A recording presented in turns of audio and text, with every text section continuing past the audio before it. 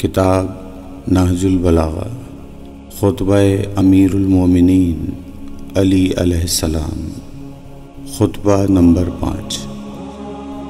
اے لوگو، فتنہ و فساد کی موجوں کو نجات کی کشتیوں سے چیر کر اپنے کو نکال لے جاؤ، تفرقہ و انتشار کی راہوں سے اپنا رخ موڑ لو، صحیح طریقہ عمل اختیار کرنے میں فخر و مباحات کے تاج اتار ڈالو۔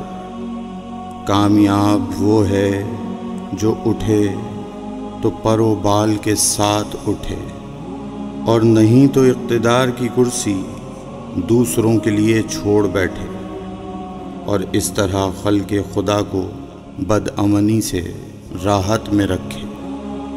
اس وقت طلب خلافت کے لیے کھڑا ہونا یہ ایک گدلا پانی اور ایسا لقمہ ہے جو کھانے والے کے گلوگیر ہو کر رہے گا۔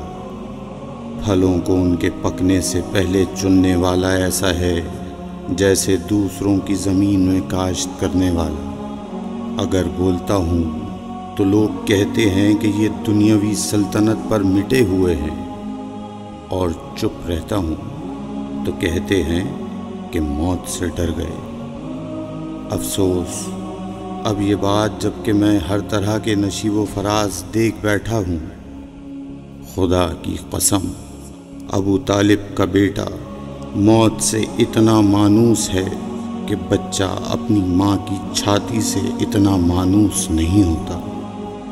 البتہ ایک علم پوشیدہ میرے سینے کی تہوں میں لپٹا ہوا ہے کہ اسے ظاہر کر دوں تو تم اسی طرح پیچ و تاب کھانے لگو جس طرح گہرے کنووں میں رسیاں لرزتی اور تھر تھراتی ہیں۔